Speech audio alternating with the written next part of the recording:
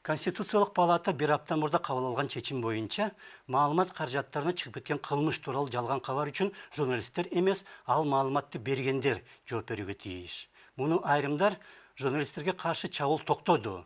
Сөз эркиндигин коргоо боюнча бул чечим зор жетишкендик болду деп баалап жатат. Бирок апрель айында кылмыш жаза жобосуна жалган кабар боюнча өзгөртүүлөр киргенге чейинки мыйзамдар боюнча деле жалган айткандар менен жала жапкандарды жакшылап жазалоо мүмкүн эле. Маселе тиги же бул кылмышка баргандар анын айланасында пайда болгон маселелерди жең ичинен бүтүрүп алчу жана айрым тартип коргоо органдары иш артка кетпесин деген максат менен журналисттерди жардамга чакырчу. Кылмышка барган адамды кылмышкер деп сот гана аныктай алат. Соттордо болсо азыр кимдин болбосун сатып алууга кудурети жетет. Ошондуктан эми сотко чейин тиги же бул кылмыш боюнча маалымат берүүдөн баары коркуп калат жана коомдо советтик мезгилдегидей сайкалданган турмуш башталышы мүмкүн. Жалган маалымат маселеси жөнүндө Алтынбек Беделов.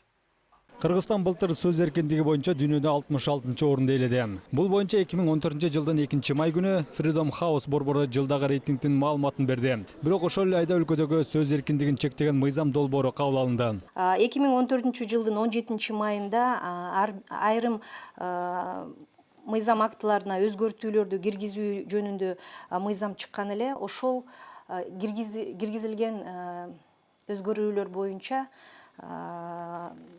Умиталиева Токтайым Жумаковна бизге ошол мыйзам конституцияга карама-каршы келет деп кайрылган. Анткени өткөн жылдын башында арнамызчы депутат Эристина Кочкарова кылмыш жаза кодексинин 329-беренесине өзгөртүү киргизүү боюнча мыйзам долбоорун сунуштаган. Ага ылайык кодекстин атайлап жалган билдирүү жасоо беренеси кылмыш жасалгандыгы жөнүндө атайлап жалган билдирүү жасоо деп өзгөртүлгөн.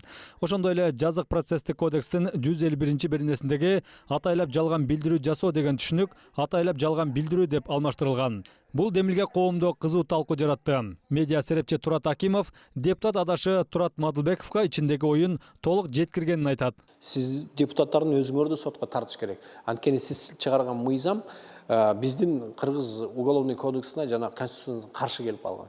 Эмнеге деди? Мен айттым, жалган маалымат деген түшүнүк барбы? Сиз өзүңүз милиция болуп, юрист болуп иштеген кишисиз? Жок дейт. А кантип кишини соттойсуз десем, ошондо сөз айтылбай калган. А негизи ал мага ошондо айтты, биз аны донос катары көрөбүз деди. Бирок айттым, доностун уголовный природасы таптакыр башка да. Белгилей кетсек, кылмыш жаза кодексине өзгөртүү киргизүү демилгесин башта депутат Галина Скрипкина көтөргөн. Эл өкүлү сунуштаган мыйзам долбоору өзгөчө журналисттердин оозун жапканга барабар болчу. Анткени журналист кайсыл бир кылмыш боюнча маалымат билдирип, ал чындыкка туура келбесе, 100 000 сомго чейин акчалай жазага тартылмак же 1 жылга чейин эркинен ажыратылмак. Бирок депутат Скрипкина өзү көтөргөн демилгеси өзүнө карама-каршы чыгаарын сезген да жок. Я уже однажды в эту тему влезла, и меня в Генпрокуратуру таскали. Больше не хочу говорить даже на эту тему. Телекамерадан качкан депутат былтыр түзүлгөн сотторду тандоо кеңешине кызы эмне себептен өтпөй калганын парламенттик жыйында түшүндүргөн болчу. Кеп сотторду тандоо кеңешине талапкер менин кызым тууралуу болчу. Ал документтерди тапшырып, 1 жана 2 турдан өткөн. 3 турда документтерин кайтарып алды. Анткени кызыма жана башка талапкерлерге бардык ваканттык орундар сатылды деп айтышыптыр. Элдер кызмат ордуу үчүн $35 000 беришиптир. Азырынча депутаттын бул айыптоосу тактала элек.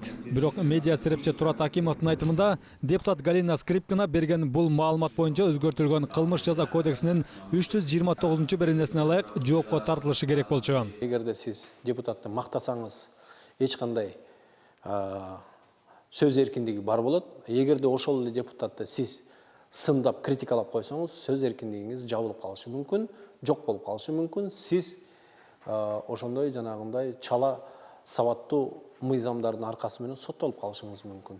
Кыргыздын баш кесмей бар, тил кесмей жок деген накыл кепке ылайык талаш суроого Конституциялык палата быйыл 14-январда чекит койду.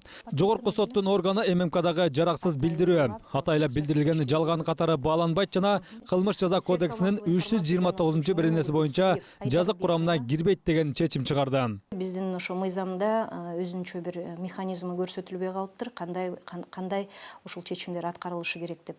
Бирок ага карабастан биздин чечимдер ошо соттук актыларга кирет дагы, соттук актылар аткарылбай кала турган болсо, биздин башка мыйзамдарда көрсөтүлгөн административдик жана уголовдук жоопкерчиликтери бар, жоопкерчилиги бар да. Ошол боюнча биздин чечим аткарылышы керек. Башкача айтканда, кылмыш жаза кодекси боюнча иштеген бардык мекемелер Конституциялык палатанын чечимине негизделиши керек. Ал эми кылмыш жаза кодексинин өзгөртүлгөн бир нерсе жасалбаган кылмышты билип туруп, укук коргоо органдарына арыз жазган жарандарга ылайык колдонулат. Конституциялык палатанын бул чечими жарандардын маалыматка ээ болуу укугуна жол ачты жана журналисттердин маалымат топтоо, сактоо жана таратуу ишине өбөлгө түздү.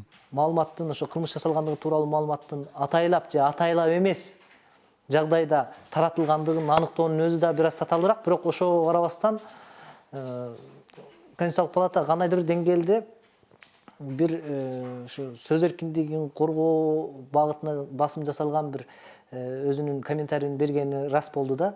Канткенде да депутаттар сунуштаган мыйзам долбоору журналисттерге жана жөнөкөй карапайым жарандарга кедергисин тийгизди. Алсак, Медиа Полиси институту өткөн жылы айыпталган 24 журналисттин кызыкчылыгын коргосо, 10 жылда 240 ММК өкүлүнө колдоо көрсөткөн. Анткени сотко ошол эле депутаттар жана чиновниктер арызданып кайрылышкан. К примеру, вот сейчас тоже в ближайшее время. Мисалга, жакынкы күндөрү бир журналисттин иши сотто каралышы керек. Судьялар Конституциялык палатанын токтомуна ылайык чечим чыгарат деген ишеничтемин. Чиновниктердин жана депутаттардын жеке турмушу коомчулуктун жана журналисттердин көзөмөлүндө болуп сындалышы керек. Анткени жеке турмуш саясат менен айкалышып жатпайбы? Ал эми соттор чиновниктерден мурун алардын айлык майнасын төлөп жаткан салык төлөөчүлөр катары жөнөкөй жарандардын жана журналисттердин кызыкчылыгын бийик коюшу керек. Зарплату которого платят все налогоплательщики. Бирок Кыргыз ММКсында бардыгы сүттөй таза жана ачык деп айтууга болбойт.